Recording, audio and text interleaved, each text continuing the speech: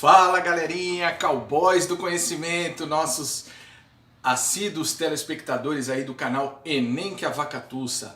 Estamos com mais uma aula aí preparatória pro Enem que tá chegando, pessoal.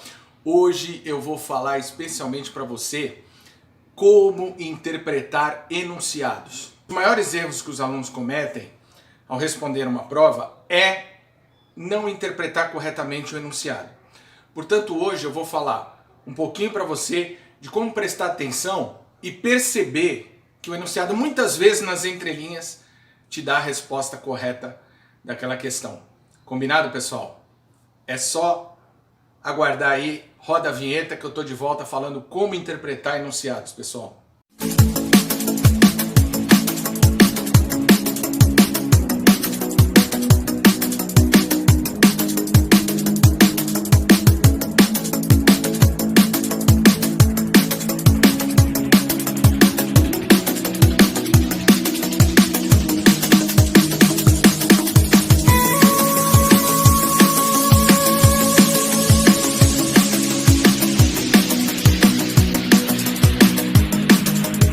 Bom, pessoal, estamos de volta.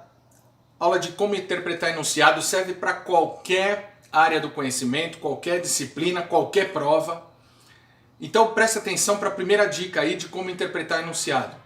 Olha só, põe na tela aí, tá aí para você, ó. Leia o enunciado na íntegra, atentando para o que se pede na questão. Pessoal, é óbvio, né, que você, ao responder uma prova, você deve ler o enunciado na íntegra. Isso é elementar. Por que eu estou dizendo isso e reforçando essa tecla? Porque muita gente, por preguiça, acaba lendo lá o primeiro parágrafo, então, principalmente quando o enunciado é muito longo, e acaba, isso aí eu vou direto nas alternativas. Tá aí o seu primeiro grande erro. Se você não lê na íntegra, muitas vezes tem uma pegadinha, tem uma, como os concurseiros gostam de falar, uma casca de banana, né, para você escorregar ali. Muito cuidado, atente para o enunciado. O enunciado deve ser lido na íntegra. E preste atenção aos verbos, que são as habilidades. Ou seja, quando ele fala interprete, relacione, associe, destaque, são pontos cruciais para você ter um bom desempenho na sua resposta. Olha só, acompanhe aí esse exemplo de um exercício do Enem de 2010, onde tem um mapa. Essa questão é composta por dois textos, né? Um primeiro texto escrito e o segundo a apresentação de um mapa ilustrativo, onde ele diz assim: a capa da revista Época, de 12 de outubro de 2009, traz um anúncio sobre o lançamento do livro digital no Brasil. Já o texto 2 traz informações referentes à abrangência da acessibilidade das tecnologias de comunicação à informação nas diferentes regiões do Brasil. A partir da leitura dos dois textos, infere-se que o advento do livro digital no Brasil, aí vem as alternativas. A palavra infere-se aí, pessoal, refere-se, portanto, à dedução, deduz-se que, não é? E aí você presta atenção no verbo. Põe aí na tela dica de número 2 de como interpretar enunciados. Tá aí, ó. Circule ou grife elementos importantes da pergunta, em geral representados por verbos, como eu falei, né? Que são habilidades, como escreva, analise, interprete e tal. Pessoal, é muito importante você saber que o caderno de provas, ele é apenas um instrumento da prova. Você não precisa levá-lo de recordação, a menos que você queira, e mesmo que seja seu, você tenha que devolver ou que você leve para casa. Aquele caderno naquele momento é seu, então você tem total liberdade de grifar, circular palavras que você considera interessantes, como por exemplo essas habilidades, para que facilite a sua interpretação e por conseguinte a resolução da questão. Olha só, mais uma questão aí da prova de 2010, Linguagens, Códigos e Tecnologias. Essa questão aí de número 100, pessoal, diz o seguinte: na busca constante pela sua evolução, o ser humano vem alternando a sua maneira de pensar e sentir e criar, né? Nas últimas décadas do século XVIII e no início do século XIX, os artistas criaram obras em que predominam equilíbrio, simetria de formas e cores. Então, os senhores vejam aqui que vocês têm importantes elementos da questão, né? Características, como, por exemplo, a tendência dos artistas, né? Onde predomina o equilíbrio, a simetria, formas e cores, que é um elemento importante nessa resposta. Assim como na segunda parte, que é onde se dá a formulação da pergunta, ele diz assim: atualmente os artistas apropriam-se de desenhos, charges e grafismo, ou seja, já com uma coisa pronta, né? Para compor obras que se misturam. Olha só essa palavra aí, denotando a resposta. Vejam que depois nas alternativas você vai ver que aqui essa palavra misturam personagens de diferentes épocas é muito importante na observação da questão. Porque tá aí a resposta, olha só.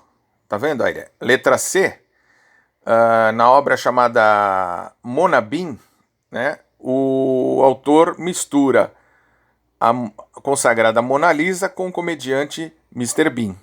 Dica de número 3 aí para você. Olha só.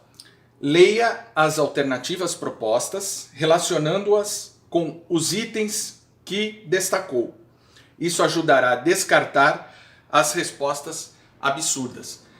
Elementar, pessoal. Isso também é outra dica importante. As alternativas direcionam para uma resposta.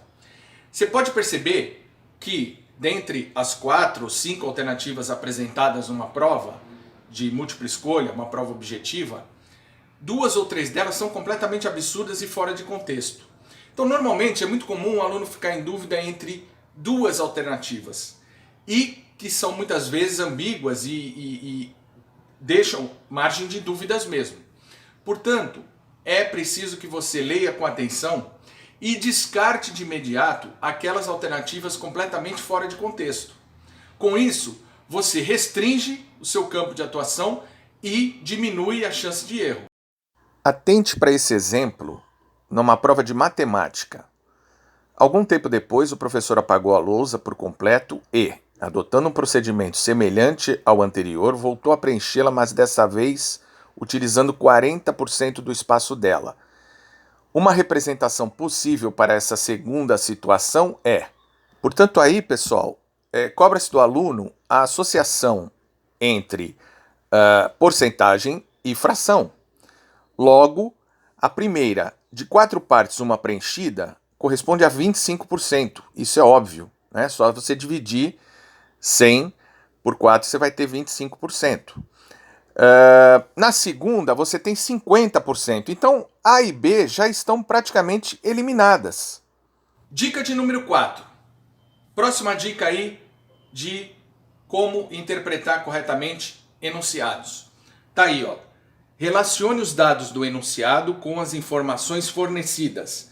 Gráficos, mapas, tabelas, muitas vezes já trazem a resposta subentendida.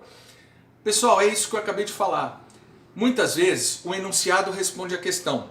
Não, claro, de forma objetiva, mas subjetiva, ou seja, ele dá a entender, ele fornece elementos a você que simplesmente ao olhar, principalmente aquelas questões que têm gráficos, mapas, onde visualmente você consegue identificar elementos da resposta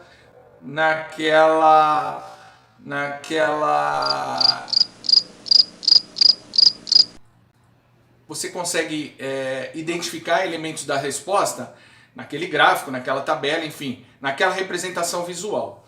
Portanto, pessoal, muito importante que essas questões que trazem gráficos, tabelas, inserção de dados, análise de dados, porcentagem, você saiba fazer a leitura correta desses elementos gráficos. Olha só aí mais um exemplo da nossa amiga matemática, hein? Agora um gráfico que representa o gasto militar dos Estados Unidos no período de 1988 a 2006. Então, já por si só, o gráfico dá a resposta. Porque, com base no gráfico, o gasto militar no início da Guerra do Iraque é uma pergunta objetiva, direta. Portanto, você vai lá direto na alternativa, olhando ali onde aparece o início da guerra, portanto, tem ali o valor, né? E é só você fazer a conversão, portanto. Tá certo? Tá aí, pessoal. Espero que vocês tenham gostado das dicas para você interpretar bem enunciados e não escorregar na famosa casca de banana aí que muitas vezes é o grande vilão das provas e concursos que você venha prestar. Portanto, pessoal, atento às nossas dicas. Se você ainda não se inscreveu ou não acompanha o nosso canal nas redes sociais, se inscreva, participe, seja membro, ajude o nosso canal a alcançar um maior público aí, desse Brasilzão aí que acompanha e fica ansioso o ano todo para o Enem. Lembrando que a gente não estuda para o Enem só no mês de outubro, mês de novembro. A gente estuda o Enem, ou melhor, começa a estudar para o Enem assim que começa o ano letivo, então a gente já vai se preparando porque é um longo e árduo trabalho. Se você quer ter sucesso, o segredo é o seu esforço, que certamente será recompensado lá na frente. Concorda comigo, Vaquinha? É ou não é? É! Até a próxima, pessoal!